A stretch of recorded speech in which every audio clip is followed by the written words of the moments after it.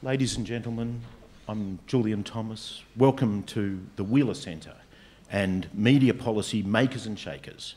What can government do? A special session of our new news events here. A couple of things to start with. First of all, I'd like to make an acknowledgement of the traditional owners of this land, the Kulin Nation, a place now known by its European name of Melbourne. I'd like to acknowledge also their elders, past and present. I'd like to acknowledge the sponsors and organisers of this event.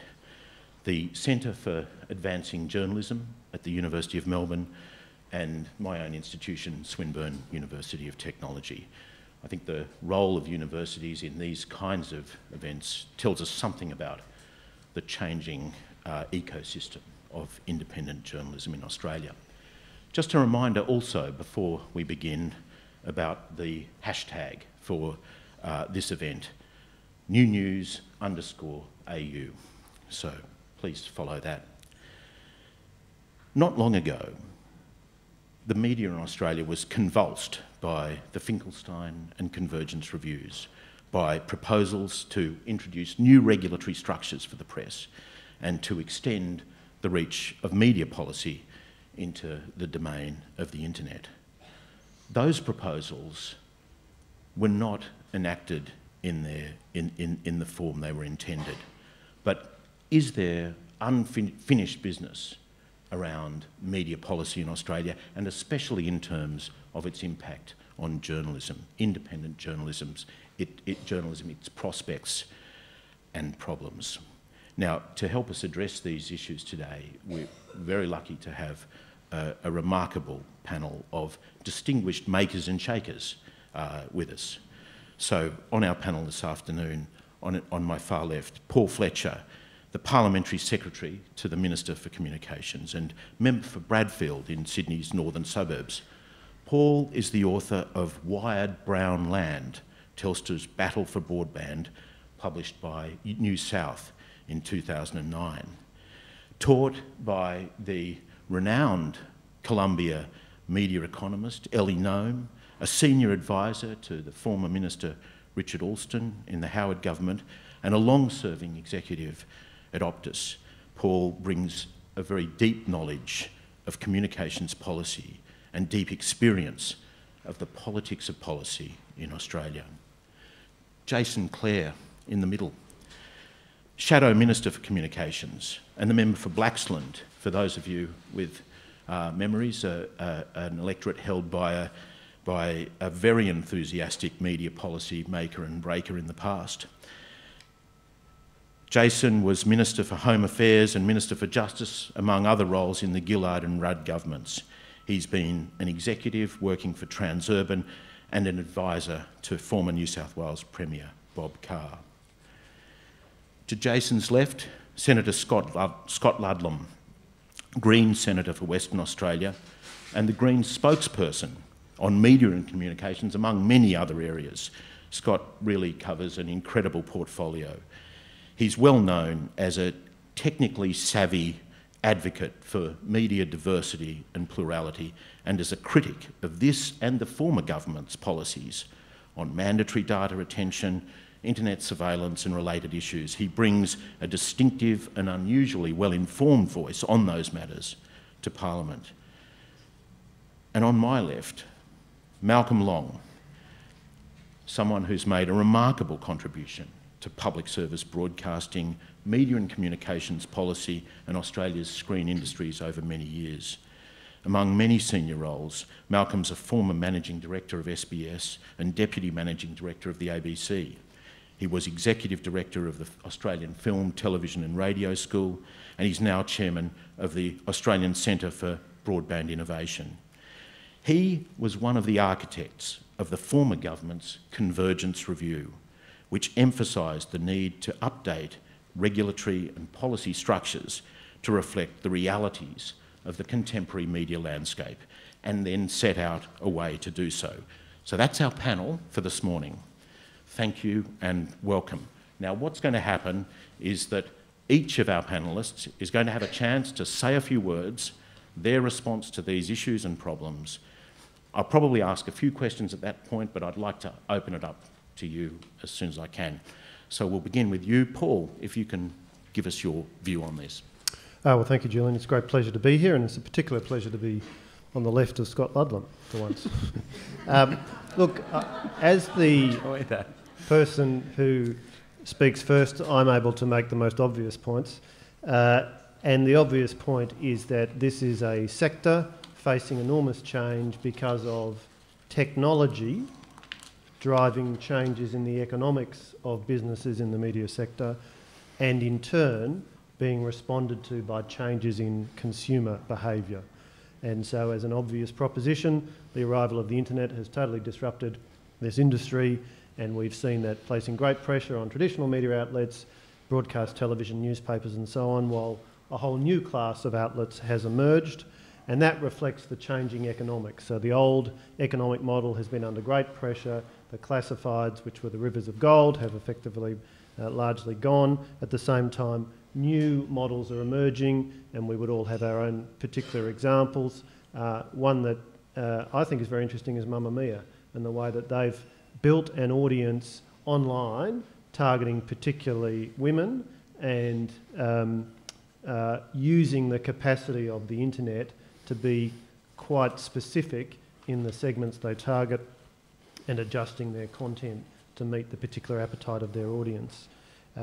And I think the other thing that is interesting is the way that consumers have changed their behaviour in response to what's being offered. One of the points that Malcolm Turnbull often makes is that while the newspaper business model is under great pressure, in fact, the appetite for what newspapers and media businesses generally are generating is greater than ever. And the Department of Communications' recent paper on media ownership and regulatory options there cites some interesting statistics that the Sydney Morning Herald had users for the print version on average in 2013 of 539,000. The online version, smh.com.au, 1.135 million. In other words, very strong demand for the product being delivered in a range of different ways. The big challenge is that the economics have fundamentally transformed. So, very briefly, what can industry participants do? And there's an enormous amount of innovation, but clearly adapting, responding, seizing the new opportunities. And in particular, it seems to me that in a world where, as we hear, everybody's a citizen journalist, everybody can be a content producer, the quality of the content is obviously better than ever, or more important than ever, I should say, in the traditional disciplines of writing, editing, curating, albeit across different media, become, it seems to me, more important than ever. Then lastly, what can government do? I guess the priorities you're seeing from the Abbott government and from Malcolm Turnbull as Communications Minister are firstly, and very distinctively compared to the previous government, a focus on reducing regulation, seeking to reduce the burden of red tape, including a lot of red tape that's been there for a long time, premised on TV, radio, etc. being highly profitable, reporting burdens and all kinds of detailed regulatory burdens that we're seeking to reduce and lift. We have clearly said that in terms of questions about media ownership restrictions, for example, we want to achieve a level of consensus amongst stakeholders before proceeding with reform initiatives, but there's clearly an appetite there. A lot of work on managing critical resources, particularly spectrum, which is an ever more important resource underpinning the delivery of content wirelessly. The commercial value of that and the social value of that is enormous. And also, as is well known, and as I have no doubt will become a topic of conversation later in this session, seeking greater efficiency from the public broadcasters, but a very clear focus, particularly from Malcolm Turnbull as Communications Minister, on efficiencies in the back office, rather than taking, as he's called it, the easy option of cutting high-profile programs. I'll stop there. Thank you, Paul. Jason, you've got a right of reply. Might become a topic of discussion right now. Yeah.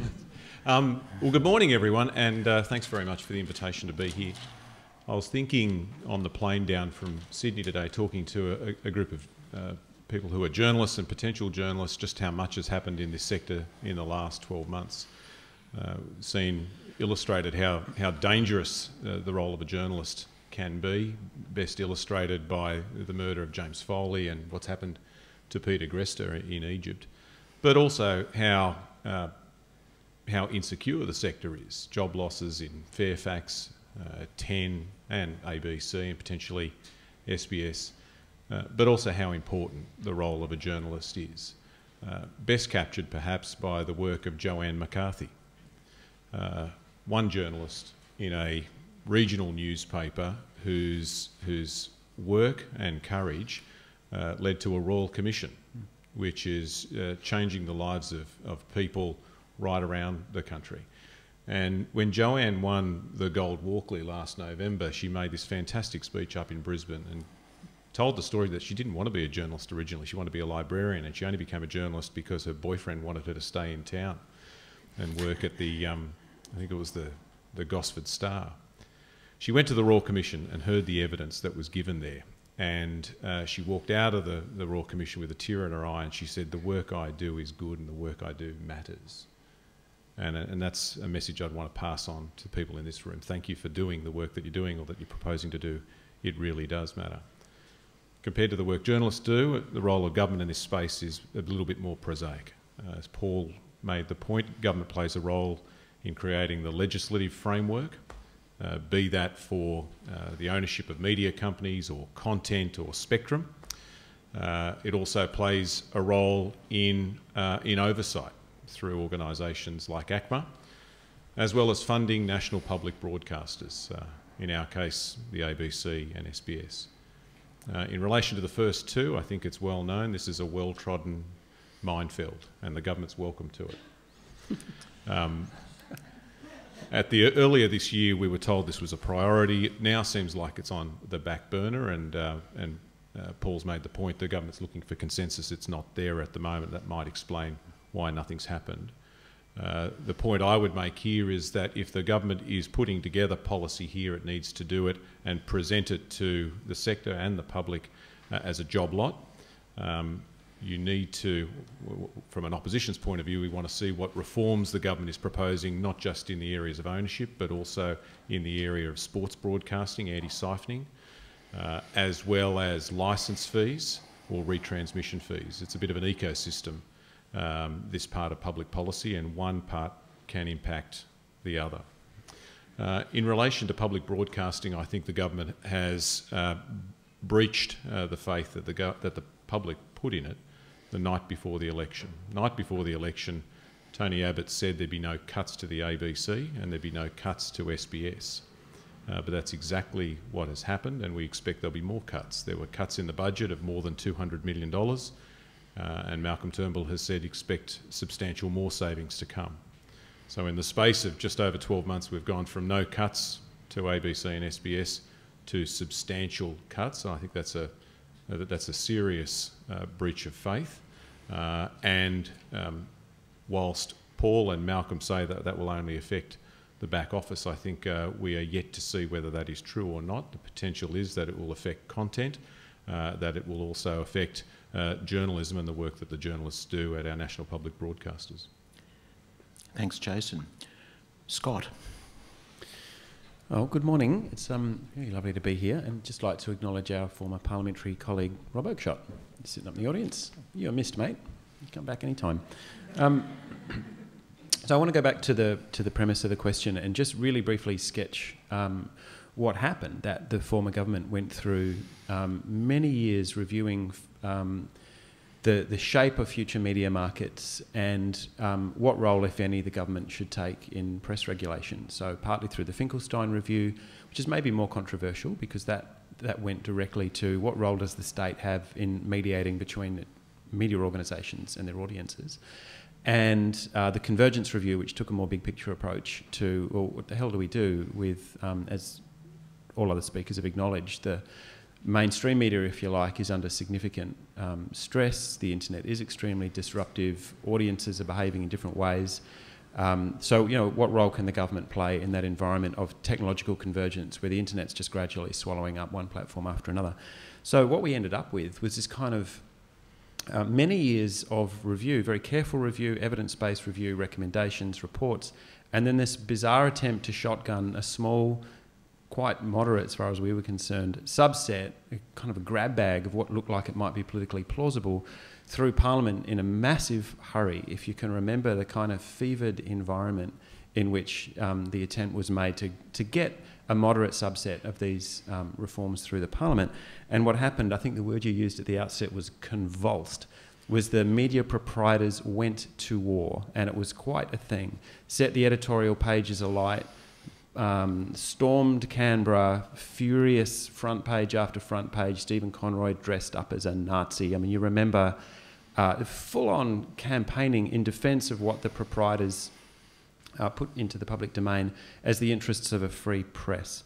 And what we were looking at was a moderate, in my view, moderate expansion of the Press Council's powers to give readers or people who'd been attacked in the media partly some kind of right of reply and right of redress, and a public interest test on further consolidation of media interest. And that, I think, was the real catch. I don't think that convulsion was about press freedom at all. I think it was seen as an attack on the commercial health of the industry, or an attack on the commercial interests of the big media organisations to be able to continue to concentrate, consolidate, merge, acquire each other. And that was what the threat was. I don't think there was any material threat to press freedom, but nonetheless the case was made, front page after front page, and the reforms were dropped. The blowtorch was put onto the crossbenches. The opposition thundered, then opposition thundered that they would stand staunch in defence of the rights of the press, and everything kind of fell apart. So fast forward 2 years, because I want to contrast that behaviour and that campaign with what's just happened. We just criminalised national security reporting. An act amending, or a bill amending the ASIO Act passed the Parliament week before last, or only last week actually, that effectively criminalises the reporting of certain categories of ASIO investigation permanently. You can do 10 years' time for reporting on the existence of a particular kind of secret operation, even if it's a complete stuff-up. And as Mr Brett Walker SC has pointed out, if ASIO accidentally kills somebody, pretty bloody unlikely, let's face it, but in the event of something going horribly wrong, it will be impossible in perpetuity to report on the existence of that investigation. And you, as journalists, could be jailed for 10 years for reporting on it. I could be jailed for sharing your report on Facebook. So maybe you'll all end up getting prosecuted. I think it's more likely your stories will just be legaled out of existence, and you won't get to publish them in the first place. A mandatory data retention regime, which has not yet passed the Parliament, completely circumvents shield law protections. If we can simply, without a single warrant, track your mobile phone around the landscape and know exactly who you're talking to and who your sources are, forget it. The protections embedded in Commonwealth law, shield laws that protect you and your work, are circumvented and practically worthless. And so what did we see by way of campaign from those same media proprietors that thundered into Canberra 2 years ago? Was stuff all, nothing. A few great journalists, a handful of people actually wrote up good stories beforehand, and there's a wave of regret reported on after the bills passed the Parliament and it was too late. But because, in my view, these changes to the ASIO Act and the mandatory data retention that's coming down the line don't really affect the business model or the commercial prospects of the big media companies, they sure as hell didn't storm into Canberra demanding that Parliament pull its head in and stop attacking press freedom. But there's a real attack on press freedom as far as I'm concerned. I do something that I've never done before, ever, in any public forum, ever, is quote Greg Sheridan. Here's what he said in a... don't agree with everything that this guy says, obviously, but he says Section 35P of the National Security Legislation Amendment Bill, it's the ASIO Bill, is a terrible piece of legislation that fundamentally alters the balance of power between the media and the government. Keep in mind, he writes this after the damn thing has passed the Parliament. Anyway, he says, in doing this, it seriously weakens our democracy and will ultimately weaken, in quite practical ways, our security. The Abbott government was wrong to propose it, and the Shorten opposition wrong to support it. George Brandis and Mike Dreyfus should hang their heads in shame. It's an actual attack on press freedom, and we didn't see editorial after editorial condemning it, and that article, unfortunately, came a little too late. So I'm getting the wind up. I could go on about this all day in case you hadn't noticed. We'll pick it up in the Q&A. Thank you, Scott. Good to finish on the words of Greg Sheridan there. Malcolm, you've got the chance to come in and bring your non-partisan, non-political position to Totally non-partisan, I can assure you of that. Well, good morning, everyone. And I think that is my role, perhaps, to a bit of history, because I was involved in the Convergence review. One of the things government can do in this area is to have a review of what there is and some thinking about what might be. And we might argue later about big bang reform versus incremental reform and the strengths and weaknesses. But just quickly, a few ideas that came out of the Convergence review, a very complex and detailed piece of work, which didn't get much run at the time for the reasons that have been mentioned, but which I think bear on this question of journalism and the quality of the media content we get. The first thing we came to was the fact that Australian media was wildly over-regulated.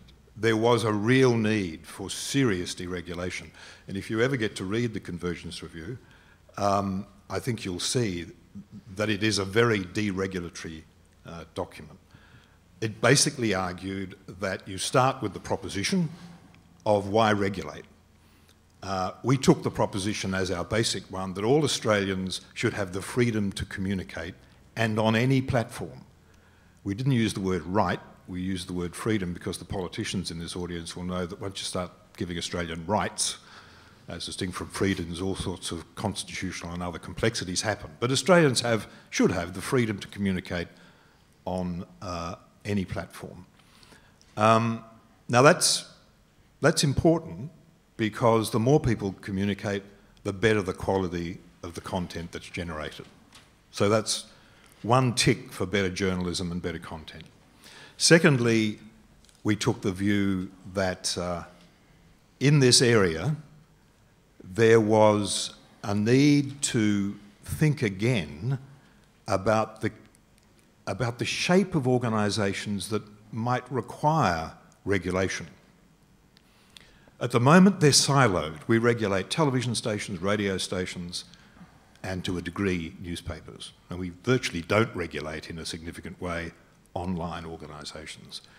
We took the view that this was a suffocating, difficult environment for innovation to happen, when the truth is all media content and journalistic organisations are now on many platforms.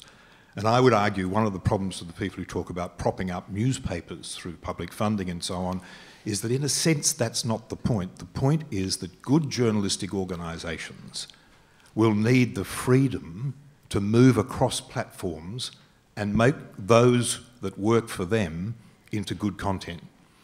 And the key is to liberate these organisations, whether they're new media organisations that need to have light regulation, or large, powerful media organisations that they themselves are wallowing through the various business models they can use. There needs to be much more freedom in people being able to build a business model that'll work and will create great content. So which of these players do you regulate? And the ACMA did a fantastic piece of work in their Digital Australians survey some years ago, where they asked Australians about this question: what do you think about regulation on separate platforms and so on? And a really stunning and interesting notion came out. And the notion was, we Australians know that user-generated content and content by difficult websites that come from other countries, content by young startups in Australia, are going to be uncomfortable and cause us some problems. But we're prepared to cop that because of the freedom and opportunity that the new environment delivers. We don't want regulation on those kind of players. But for those really big players, new or traditional, that focus on Australian audiences, that make lots of money out of Australian audiences, and that have big Australian audiences, we believe they need to carry a bit of the burden of acting appropriately, because they have so much influence and because they are doing well out of us, the citizens. And this kind of brings onto its side the old silo model, the notion being that big players should have some obligations. Smaller players, in the broad, let it rip and see what happens. So what obligations should the big players have? New media players, Google, or old players, television and radio stations? We came up, after a lot of consultation around the country, with three notions that Australians really cared about. Diversity of voice, that the freedom of any player should not be such that they could crowd out a diversity of voice, a diversity of owners, a diversity of enterprises. Secondly, that there needs to be some protection from harm of some parts of the user audience community. Classification, children's rules, laws about sex and children in content and so on. And thirdly, that there needed to be something to keep people focused on accuracy and fairness and ethical behaviour in journalism. Now, they're the only three areas that Australians, the thousands of Australians we spoke to, really cared about. But those they really cared about, and they cared about that they should apply to the big brands, the big trusted brands that they've always believed in and which are now going through these changes. And so that was the framework of our analysis. And I think there are some concepts there that sooner or later, and one of the things about doing these government reports is you really are doing them hopefully for the future, where a bureaucrat puts it into the bottom drawer when a new government comes in, but slowly over time pulls it out and has a look at it, and occasionally, and this has happened a bit already, takes an idea out of the report and puts it up even as their own idea and says, hey Minister, what about this? So we're hopeful that those ideas will be important. The other thing we did was look in that third area of journalism at the Finkelstein proposals. We thought they were not right. We thought the notion of putting obligations to journalistic activity on big and small players went against our principle of regulate the big powerful players.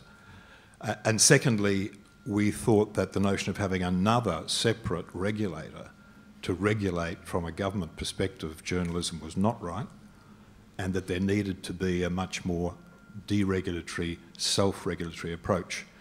And so we endorsed the notion that the press is a great bulwark against rogue government, but there also needs to be an effective system to protect the citizens against rogue press. And what we came up was a system which had an industry-led regulatory framework where the only intersection really with government was that large organisations who do journalism had to be a member of an organisation that had this kind of characteristic, A, B and C.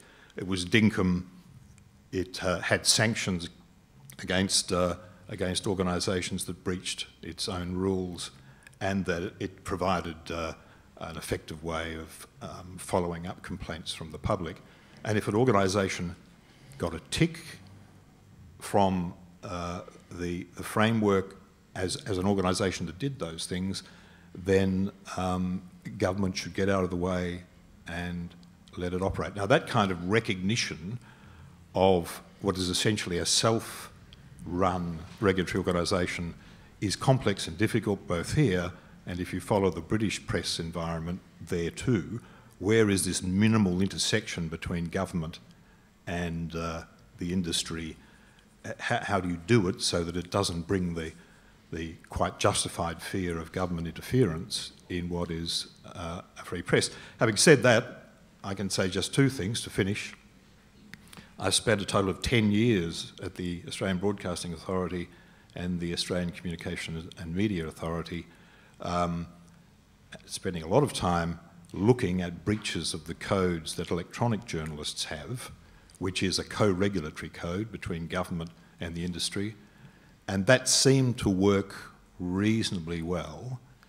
However, I think it was less than optimal because not enough journalistic expertise was available in the deciding about whether codes had been breached or not.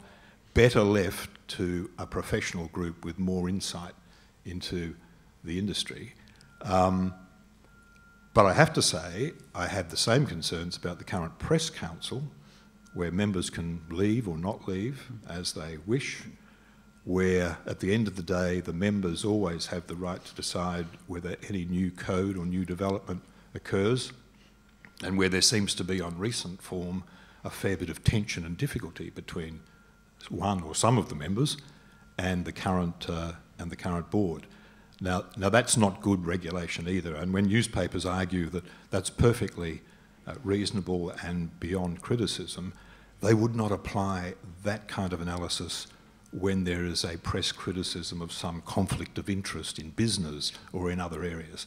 So our solution was a third kind of solution I broadly outlined, and I think all of those things help media content and journalism get better, and as a member of that review, we hope and think that those ideas are sitting there, sleeping, waiting to be rediscovered at some point, and we hope they are.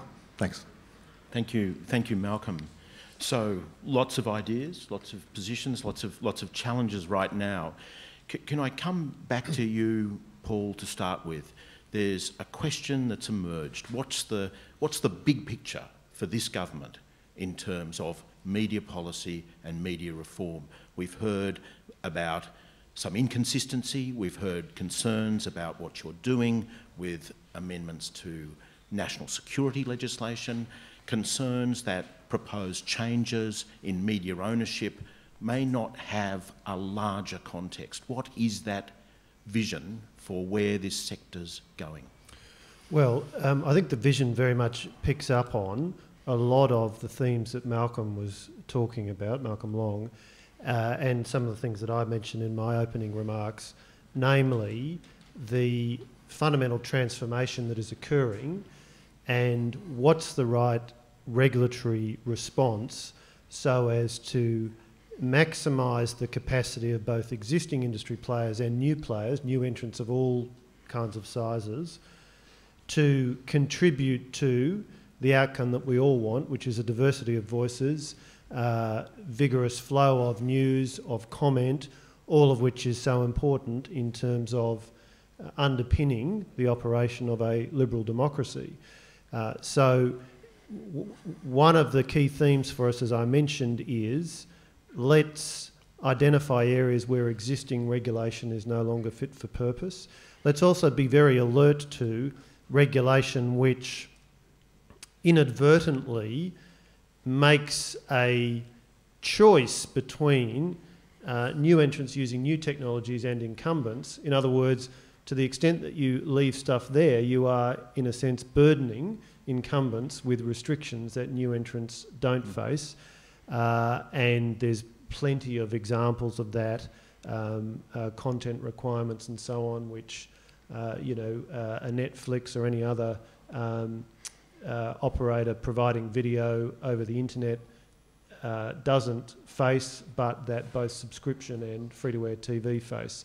So we've certainly articulated an appetite for reducing the regulatory burden on the sector, and underpinning that is some of those issues about, well, if you simply do nothing, you are leaving, you've got a set of arrangements in place which have been in place for a long time when an industry is the drivers of it are changing very rapidly. At the same time, we are very conscious, I mean, Jason referred in a wry fashion to the challenges that these issues have faced successive governments, and so we have been quite specific in saying we're looking for a consensus amongst industry stakeholders. So, an appetite to make some of these changes, but we are looking for a consensus because there's not much point in starting out on a journey if you don't think you're going to be able to finish it. So, but a very clear theme there about understanding those underlying structural drivers. Thanks. So, Jason and Scott, just quickly, Paul's talked a lot about getting the environment right, the sort of broader framework, and how that can promote diversity and innovation and plurality. What would you do that he's not doing, especially around this question of supporting journalism, independent journalism, and its diversity and vitality and sustainability in this country? you want to kick off? Jason first, perhaps. Yep. Maybe properly fund the ABC and the SBS. Okay, that's number one. Okay, number two. Number one. Well, Malcolm was here, I think, 3 years ago, and he was talking about DGR status for not-for-profit media agencies. I'm not sure what the government's policy is on that. That might be something to quiz Paul about. Can I quiz you about it? What do you think? Well, I think I'm not in favour of that. I think you need to fund national public broadcasting. That's the way to do that, and do that properly. The government is looking at making changes to the law for crowdfunding, as that specifically applies to the startup industry, but there might be arguments there that media agencies could take advantage of that. It's something to pose for consideration. Our job as parliamentarians is to assess proposals that are brought forward by the government and assess them on their merits on a case-by-case basis. Some of the things that the government has flagged were flagged in the Convergence review. You expect to see them come forward. Things like the changes to the reach rule, I've got an inherent sympathy for, because it was something that we proposed. Scott will make the point, I'm sure, about the importance of local content being protected in regional areas, and he's right to point that out. But we'll wait and see what the government does there. In relation to other parts of that reform proposal, I think it's important to make the point when it comes to media ownership that the internet has changed things, that is correct, but it hasn't necessarily transformed the landscape. And the discussion paper the government put out a couple of months ago made the point that the top 5 news websites are all owned by traditional media outlets, and 8 of the top 10 are. So the big organisations which provide media through traditional sources own the websites that are providing media information or news information to people through news sources as well. So diversity and plurality still a major issue. Scott, some quick remarks from you? Yeah, I mean, staying the hell away from public broadcasting. I think we've seen both political attacks and also budget attacks, and those two things leveraged together in quite a nasty way, and quite unusually so in the Australian political context, at least in my recent experience of this stuff. Guaranteed spectrum for community broadcasters, I think it's just profoundly mean-spirited to propose to take the community TV stations offline at the end of next year. Unnecessary, and I actually don't understand what's driving that. Maybe Paul can let us know.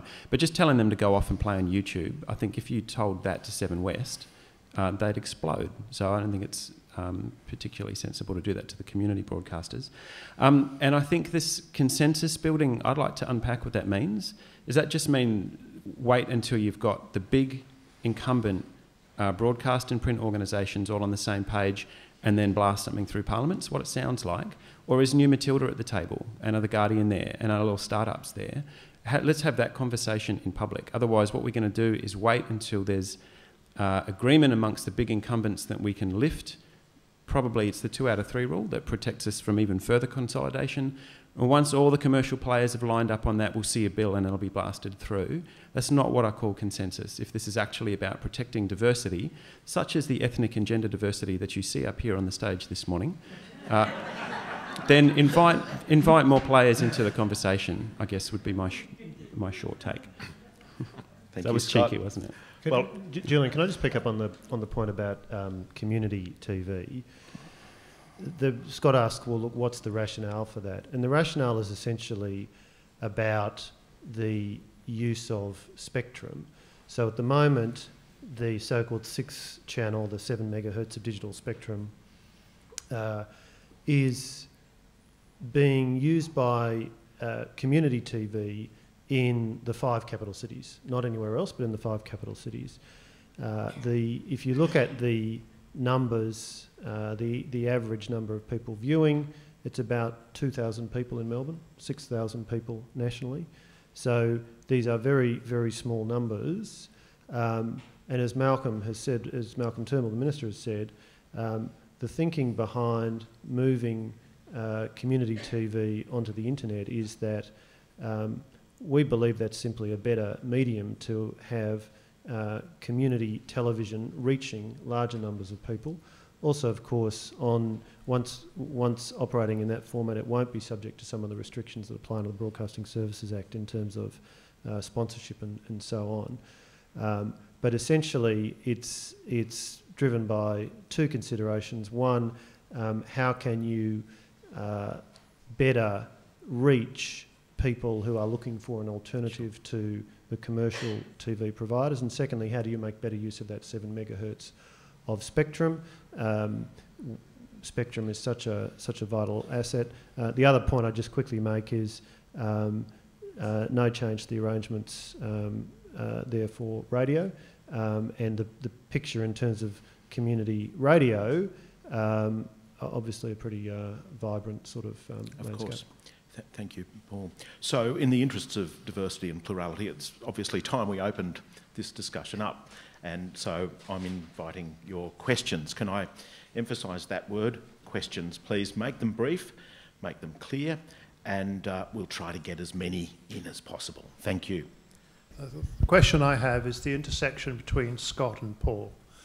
The lack of protection for whistleblowers, when revealed that we have no Bill of Rights as well, which everybody knows but have been forgotten, means that we have a real tension between the government's professed intent to remove regulation and providing perhaps the most severe, long-lasting shutdown of not just journalists, but every individual in the room acting as a journalist with retrospective area.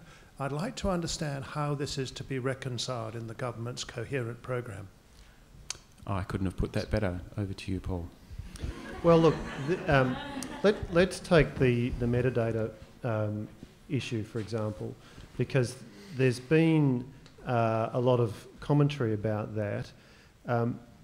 Some of the commentary doesn't seem to recognise the fact that under the Telecommunications Intercept and Access Act of 1979, so an act that's been around for a long time, there's an existing legal framework under which the agencies, so that's Australian Federal Police, State Police, security agencies such as ASIO, Centrelink, and some Post, others, RSPCA. can get access to metadata.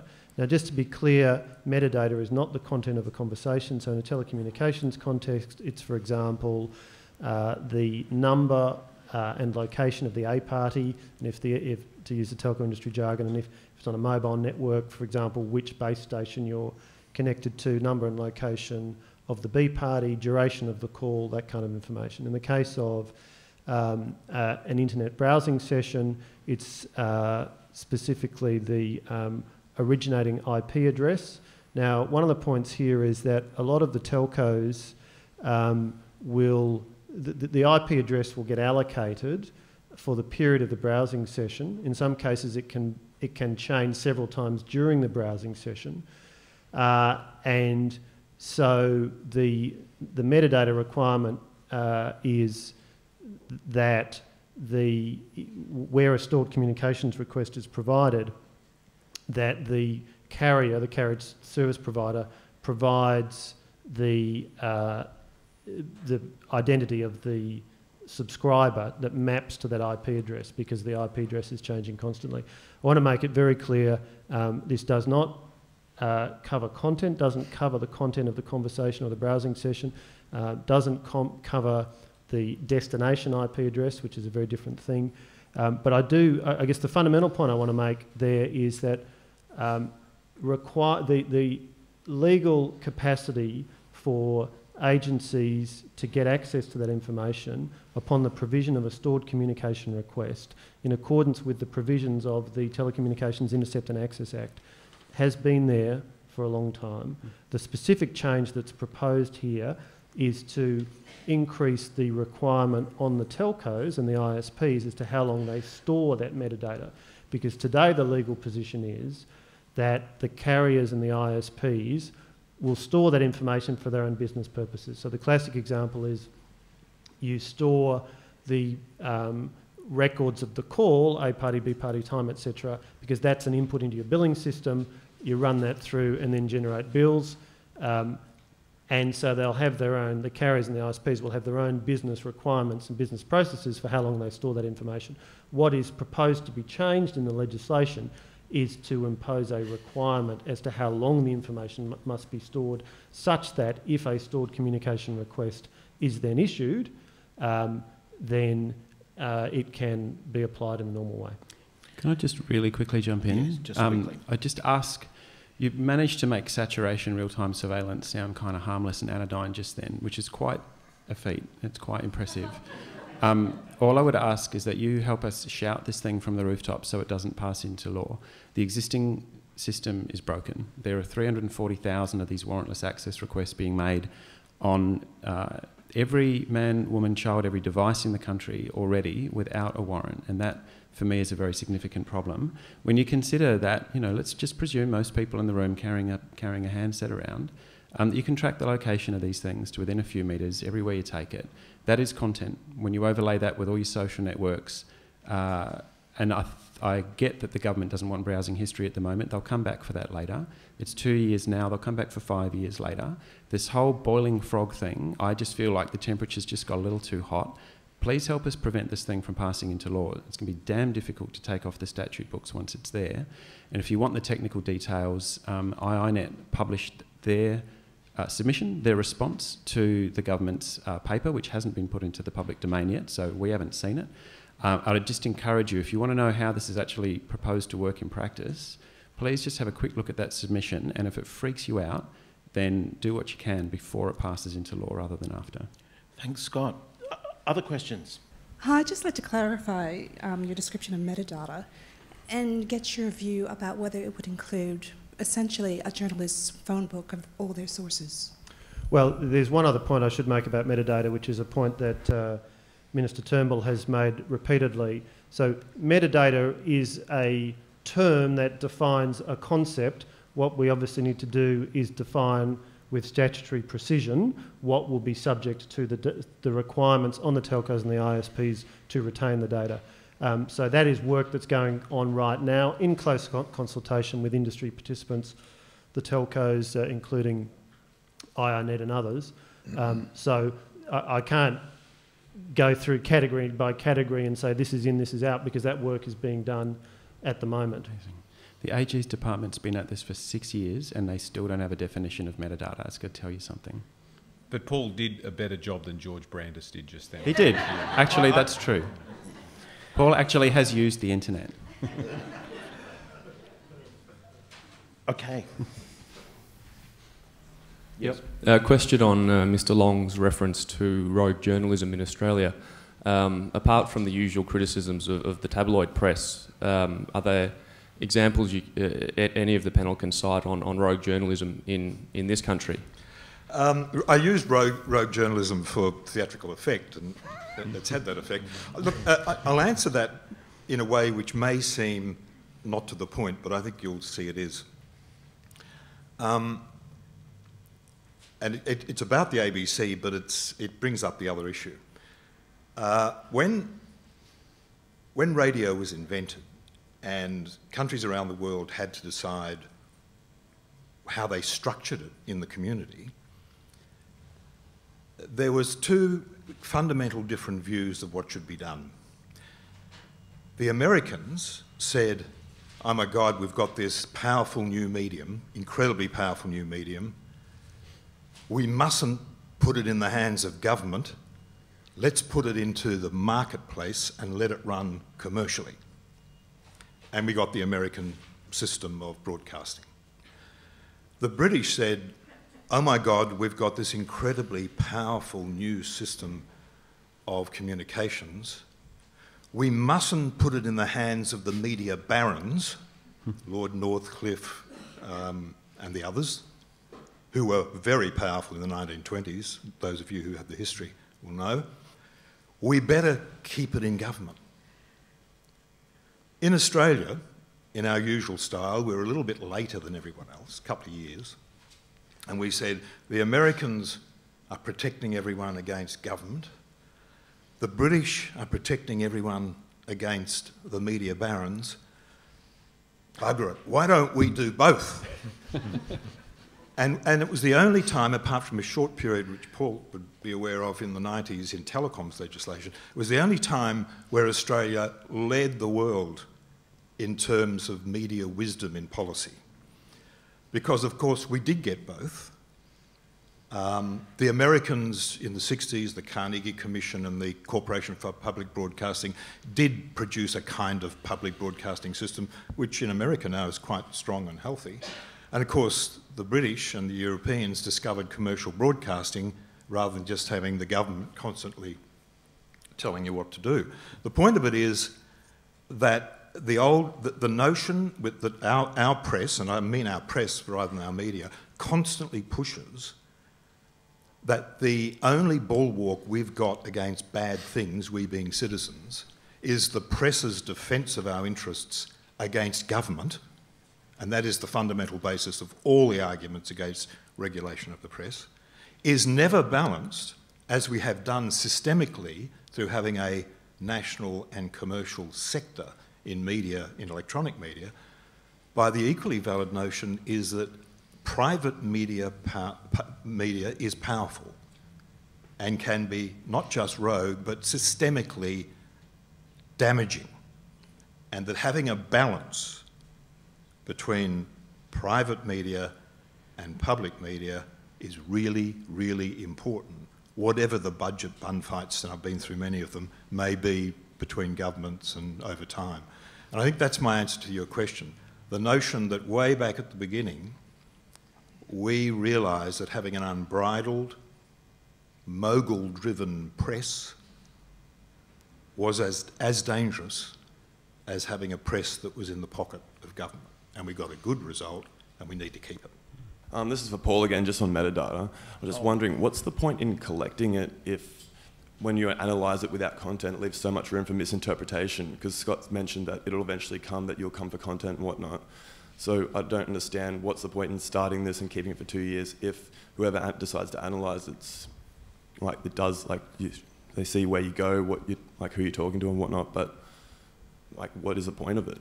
Well, if you talk to the police and the security agencies, the sort of examples that they give, and they've certainly said this publicly, is that it's a very useful investigative tool and has been for many years that it's been used. For example, by being able to establish that a group of people who are under investigation, you know, are in a relationship with each other, the fact that they're in regular contact with each other. So it's that kind of purpose for which it's used. Again, bear in mind, there has to be a stored communication request issued to the telcos or the ISPs before that information is provided. Thanks. This is another question for Paul as well. If the media companies can't agree on ownership, will the government do nothing? And if the answer is no, what other sectors in Australia get to write their own laws? Mining industry. Question for Paul. Well, essentially what we've said is we are going through a period of seeking consensus, but we are saying to stakeholders, we do need to see consensus before we can advance. And so the intention very clearly is to say, look, government is looking to industry to tell us what are the changes that you think are necessary to help deal with the different context of the industry, the different technological, the different industry drivers, the different economic drivers.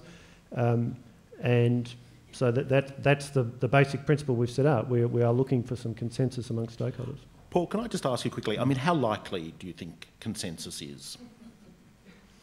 Well, it's difficult to predict the future, but clearly there's a lot of people, a lot of stakeholders are saying there are significant aspects of the regulatory framework that need to be updated, need to be refreshed, need to be removed.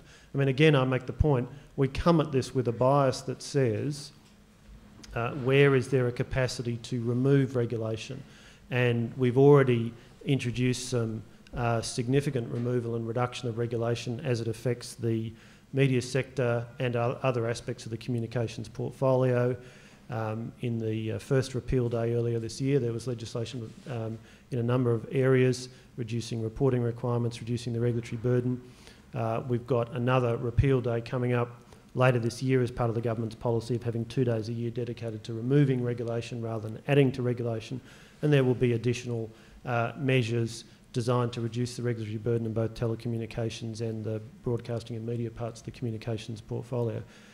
So there's a general bias from government towards, from the Abbott government towards a reduction in regulation. We've got a government-wide target to achieve a reduction, savings of $1 billion a year across government in terms of the burden of regulation. And in the communications portfolio, we're looking to do that as well. But we are saying to industry stakeholders, we are looking for consensus in some of the in the key areas. I am sorry, we have run out of time for this discussion. Time for me to thank a few people, you especially, the audience here, for all your questions and close attention to our panellists this morning. I'd like to thank also the Wheeler Centre and the Centre for Advancing Journalism at the University of Melbourne and Swinburne University, all institutions which I think are doing an extraordinary job in sustaining the sort of conversation that we've been part of today and which is so necessary for really good policy development and debate in this area and many others. But especially I'd like to thank our panellists. So thank you very much.